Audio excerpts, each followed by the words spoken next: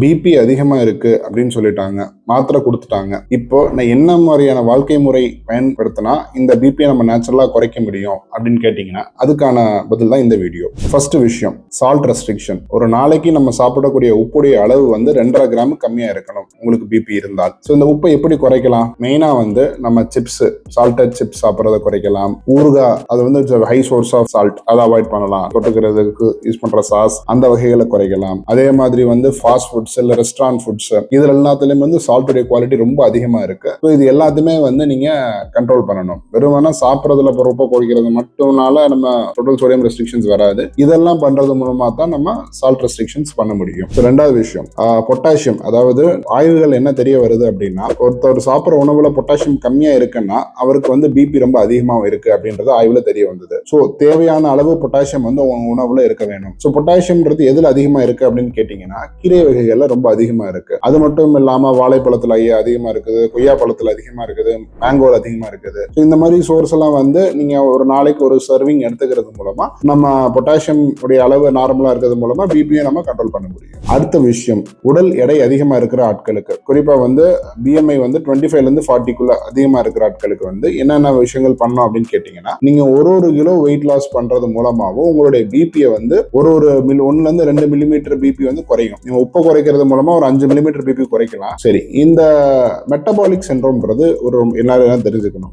யூஸ்வலா வந்து உடல் எடை அதிகமா இருந்துகிட்டு அதே நேரம் சுகரு, பிபி, கொலஸ்ட்ரால் இது எல்லாமே சேர்ந்து ஒரு சில பேஷண்ட்ஸ் வருவாங்க. அவங்களதான் நாங்க மெட்டபாலிக் சிண்ட்ரோம் அப்படின்னு சொல்லுவோம். இவங்களுக்கு அடிப்படை பிரச்சனை என்னன்னு கேட்டீங்கன்னா இன்சுலின் ரெசிஸ்டன்ஸ் அதிகமா இருக்கும். உடல்ல வந்து நிறைய இன்சுலின் சுரந்து இருக்கும், பட் அந்த இன்சுலின் போய் ஒழுங்கு ஆக்ட் பண்ண முடியாது. ஸோ அது மூலமா வந்து இந்த பிரச்சனைகள் எல்லாமே ஒன்னா வர ஆரம்பிக்கும். இந்த இன்சுலின் ரெசிஸ்டன்ஸ் நம்ம எப்படி சரி பண்றது அப்படின்னு கேட்டீங்கன்னா சில பழக்க வழக்கங்கள் மூலமா மாற்ற முடியும். முதல் விஷயம் வந்து லோ கார்போஹைட்ரேட், மாவுச்சத்து வந்து கம்மியா எடுத்துக்கிட்டு அந்த லோ கார்போஹைட்ரேட் டயட் மூலமாவும் இந்த நம்ம இன்சுலின் ரெசிஸ்டன்ஸ் குறைக்க முடியும். அப்படி இல்லாத பட்சத்துல வந்து ஃபாஸ்டிங், அதாவது ஒரு 12 மணி நேரம் நம்ம சாப்பிடாம இருக்கிறோம் அப்படின்னா இன்டர்மிட்டன்ட் ஃபாஸ்டிங் பண்ற மாதிரி அந்த 12 மணி நேரம் கேப்ல விட வந்து நம்ம உடம்பு வந்து நிறைய வந்து ஃபேட் பர்ன் ஆக ஆரம்பிக்கும். ஸோ அது மூலமாகவும் நம்ம வெயிட் லாஸ் பண்ண முடியும். ஸோ இந்த மாதிரி உணவுகளை நம்ம மெயின்டைன் பண்றது மூலமா நம்ம சுகரு, பிபி எல்லாத்தையுமே வந்து கண்ட்ரோல் பண்ண முடியும். உங்களுக்கு உடல் பருமன் அதிகமா இருக்கீங்க, உங்களுக்கு இன்சுலின் ரெசிஸ்டன்ஸ்க்கான ஃபீச்சர்ஸ் எல்லாமே இருக்கு அப்படின்னா you should try this low carbohydrate diet or low calorie diet or intermittent fasting. ஏதோ ஒன்று விஷயங்கள் நீங்க பண்ணலாம்.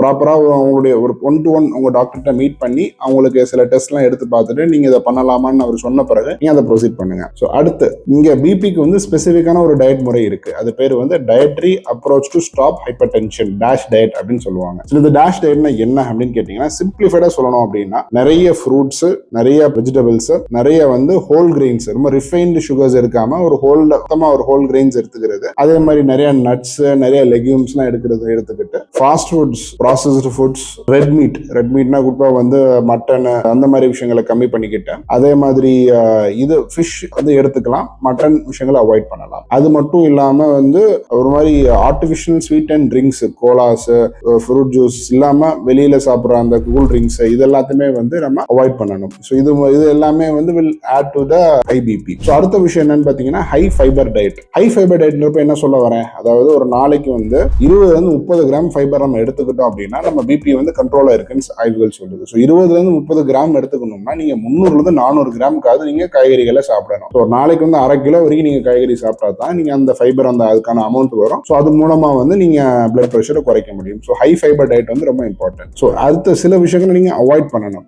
முக்கியமா வந்து ஆல்கஹால். நிறைய பேர் சொல்றாங்க ஒரு ட்ரிங்க் எடுத்துக்கிட்டா பிரச்சனை இல்லை, நிறைய பேர் சொல்றாங்களே, அதெல்லாம் கிடையாது. அவங்க சொல்ற மாதிரி 1/2 ட்ரிங்க் ஒரு ட்ரிங்க் எடுத்துட்டு யாராலும் இருக்க முடியாது. ஆல்கஹால் ஹேபிட் இருக்கிறவங்க இருந்தீங்கன்னா உங்களோட ஒரே சொல்யூஷன் வந்து அந்த ஆல்கஹால் ஹேபிட்டை குவிட் பண்றது மட்டும்தான். ஸோ உங்களுக்கு பிபி இருக்கு, நீங்க ஆல்கஹால் குடிக்கிறவரா இருந்தீங்கன்னா டெஃபினட்டா யூ ஸ்டாப் ட்ரிங்கிங் ஆல்கஹால். அது மூலமா உங்க பிளட் பிரஷர் வந்து கண்ட்ரோல் பண்ண முடியும். அதே மாதிரி காஃபி, எக்கச்சக்கமா ஒரு நாளைக்கு 10 காஃபி 5 காஃபி அடிக்கிற ஆளா இருந்தீங்கன்னா அதை குறைங்க. எக்கச்சக்கமா கஃபைன் குடிக்கிறப்ப வந்து நிறைய சிம்பத்தட்டிக் ஸ்டிமுலேஷன்ஸ் இருக்கும். ஸோ அதனாலே பிபி வந்து கொஞ்சம் ஜாஸ்தி ஆகும். ஸோ காஃபி டீயோட அளவுகளை வந்து கொஞ்சம் குறைக்க ஆரம்பிக்கலாம். 15 காஃபி 10 காஃபி குடிக்கிற ஆளா இருந்தா 2-3 தடவை குடிங்க. அந்த மாதிரி குவான்டிட்டியை வந்து நீங்க கண்ட்ரோல் பண்ணுங்க.